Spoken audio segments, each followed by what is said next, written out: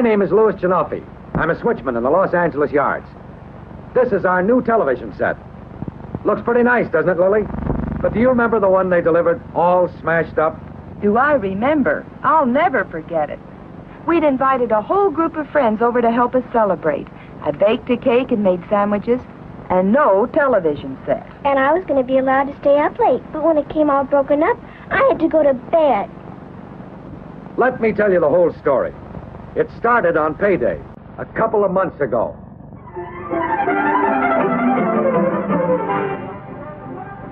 Now, paydays are always special, but this one was extra special.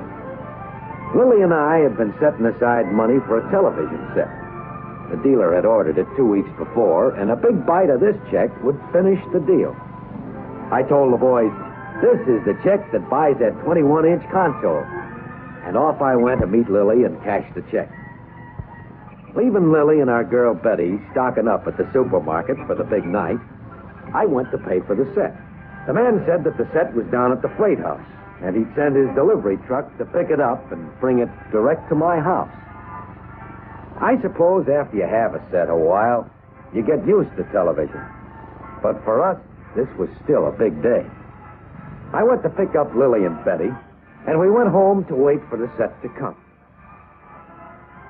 Betty was all excited. Every kid on the block knew we were getting the set.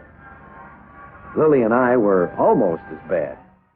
We had invited half the neighborhood to help us celebrate. We sat around waiting anxiously. I kept one eye on my watch and one on the door as I tried to read my paper. Later that afternoon, it finally came. I heard a truck and looked out the front door. Sure enough, it was our set. "It's here," I yelled. I helped the fella get his hand truck up the front steps and steered him carefully through the door and into the living room. The big moment had arrived. We were all gathered around to look at our new prized possession. "Set it down here," I told the man, and he did. "Hey, what are all these holes in the carton? What'd you do to my set?" "Search me," said the fella. "That's the way they gave it to me at the freight house. If there's anything wrong, the people at the Santa Fe did it." We opened the carton, and you can imagine how we felt when this is what we saw. What a mess. It looked like somebody shoved it off the rim of Grand Canyon. There'll be no celebration tonight. The big day turned out to be a big bust. The next day, I put them all away like they had eggs in them. I couldn't get the picture of that television set out of my mind. But to tell you the truth, what was really eating on me was a crack one of the neighbors made. He said, "How do you guys keep your customers if you deliver stuff like that?"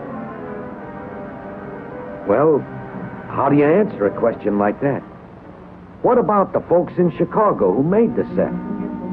Why should they keep shipping Santa Fe?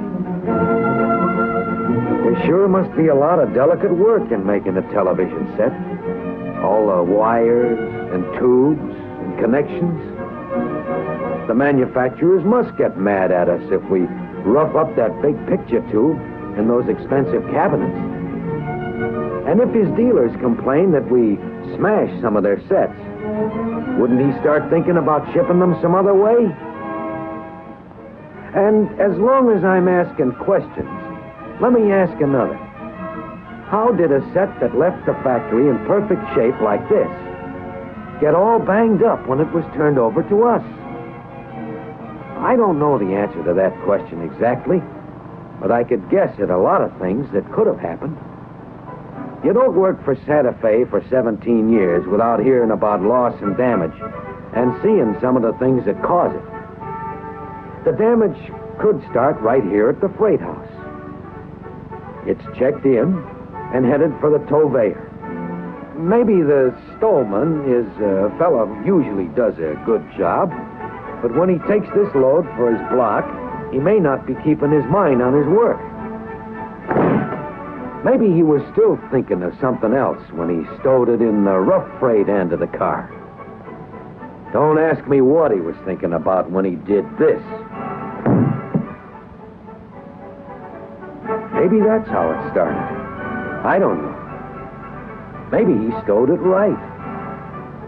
Anyway, the car with my set in it is in a cut headed for the train yard.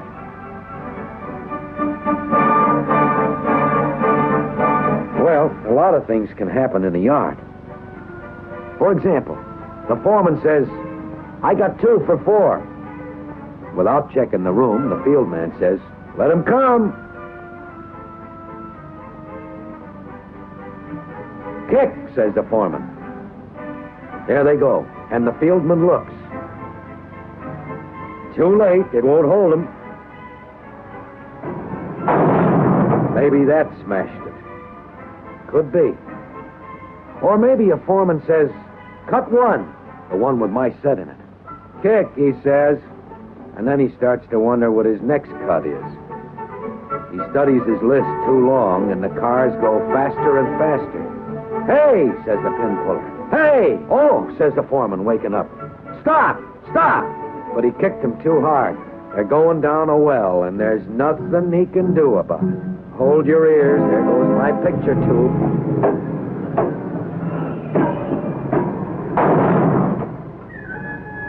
Maybe it didn't happen in the yard. Maybe it happened on the road. Maybe some engineman grabbed her by the neck and took off in too big a hurry. He gathers up the slack in a rush, and my set takes another wallop.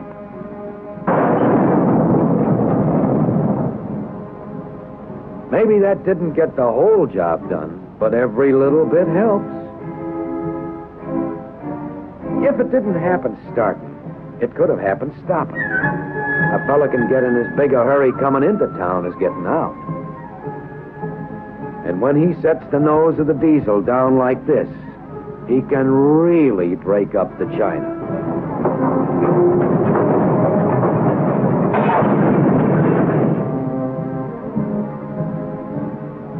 When they were making up the train again, maybe the fieldman was standing out where he could relay the foreman's signals around the curve.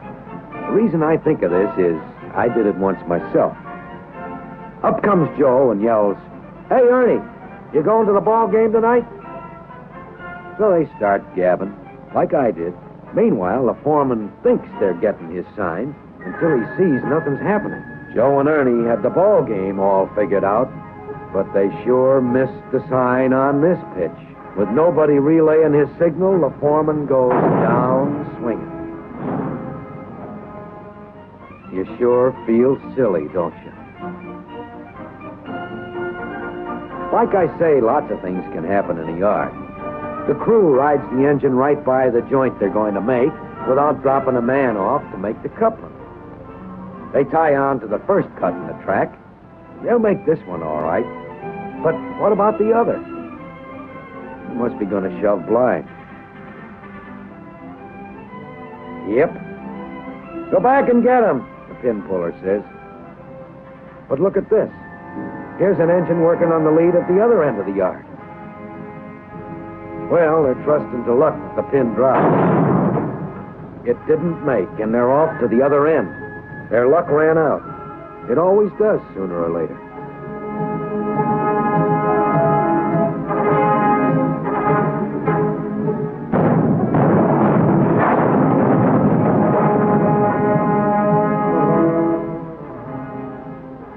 Or suppose some other fella goes after a switch with the wheels close to the points. We could have told him he didn't have time to make that one.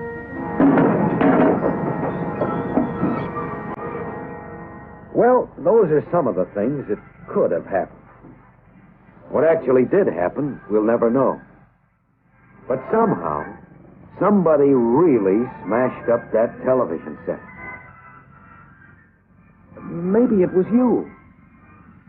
Maybe it was me. We've all pulled boners. A fella's wife might say it must have been somebody else. But we know better. You know, Louis, I've just been thinking. If all the Santa Fe employees worked as carefully as you, we wouldn't have had as much trouble getting that first set. Honey, I hate to say this, but it could have been me that wrecked it. Remember when I met you and Betty at the supermarket? and the day I paid for the set. Now, I know a fella's wife thinks he does his work just right. And most of the time we do. But remember when we were shopping for the big party that didn't happen? And I decided I wanted some applesauce? Remember when you said, "Oh, I don't want an old dented up can"? It struck me funny that, of all people, a switchman's wife would turn down a dented can. But now, after the broken set and that question, how do you keep your customers when you deliver that kind of stuff? Maybe it isn't so funny. Maybe if we could look inside that car when we switch it, we'd always handle it the way it should be. And never let it hit like this.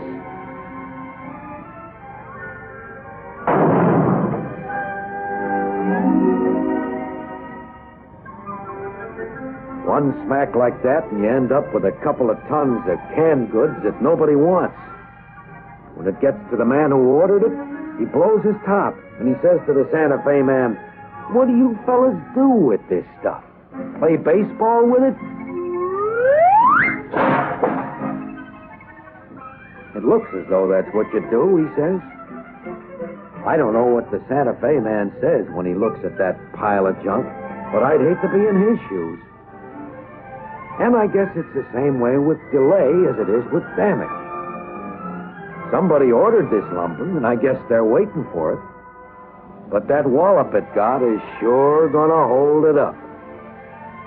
Come to think of it, I suppose somebody's waiting for all those shifted see sitting around on the rip track. No question that most of us do a pretty fair job most of the time. We have our mind on the job, and we're doing the job right.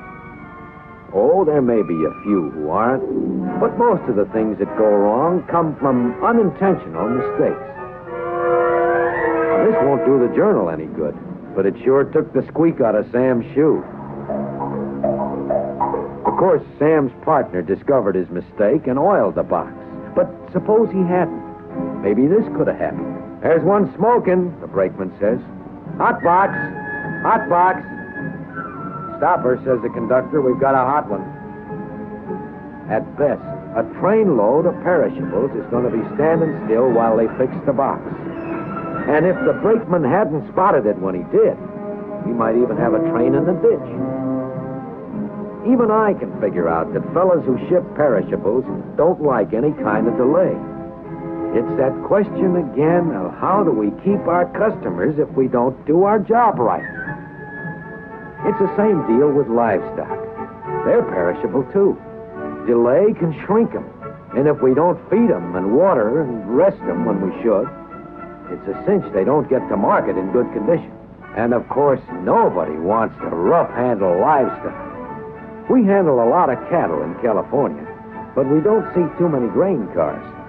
It's the boys in the Middle West who really move grain during the harvest. They tell me that you can inspect a car from top to bottom before you cart it for grain, and you can put up a grain door that's really grain tight. But it don't mean a thing if you let it hit at 7 or 8 miles an hour. That's still gonna put the grain on the ground.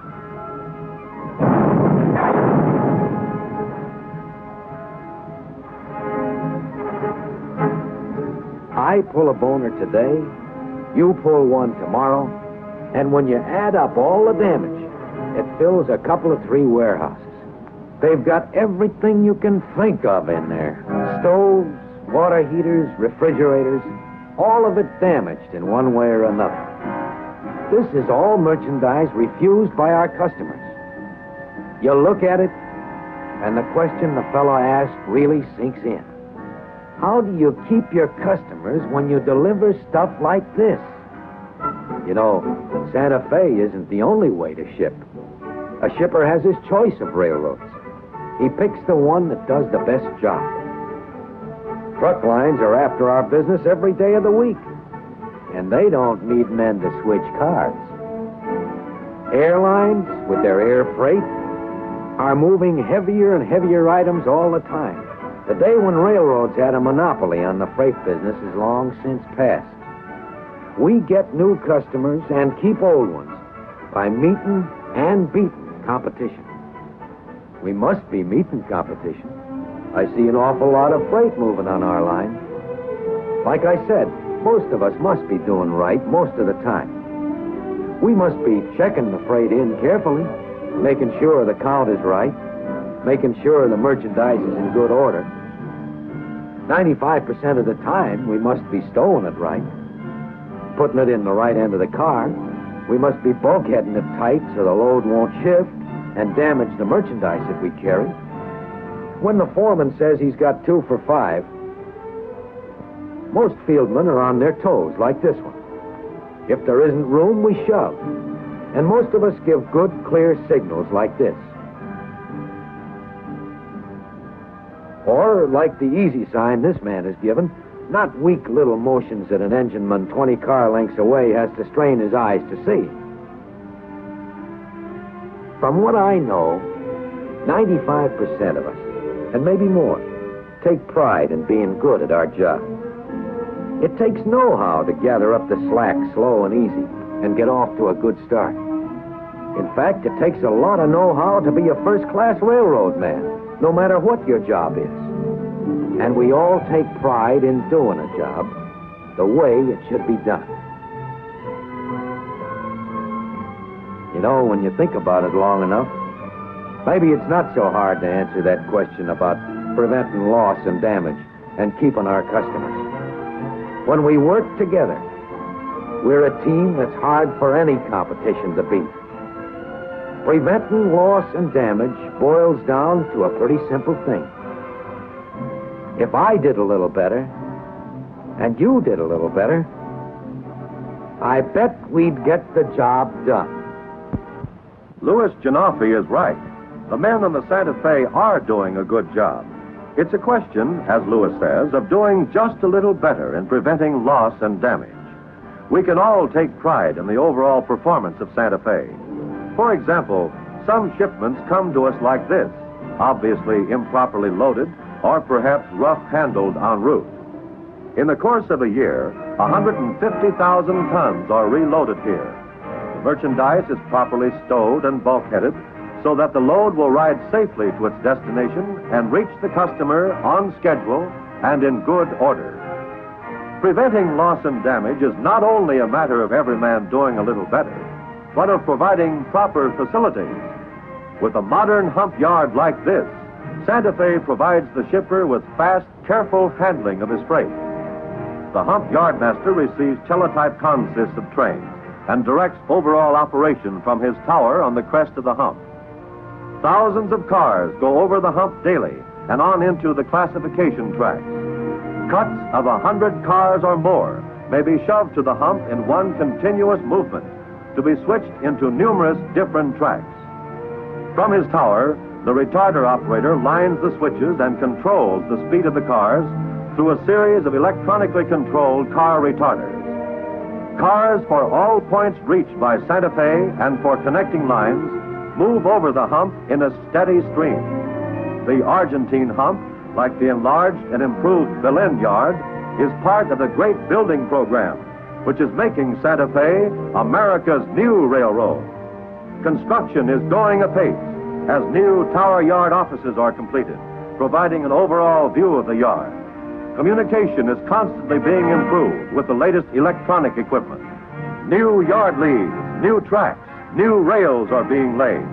Curves are being clipped, grades reduced. Giant icing machines fill reefer bunkers with 5 tons of ice in 60 seconds. Another reason why we call Santa Fe America's new railroad. Progress that pays its own way. Route of the Chief, the Super Chief, El Capitan, moving millions of tons of freight across mountain and prairie, Santa Fe is one of the great traffic arteries of the nation. Yet its richest resource is the loyalty and skill of its 65,000 employees who are building with Santa Fe a secure future for themselves and their families. In the conscientious efforts of Santa Fe people to improve freight service, to reduce loss and damage, is found the key to their own future through the ever-increasing ability of Santa Fe to serve the nation. Down the tracks of progress come the paydays of tomorrow.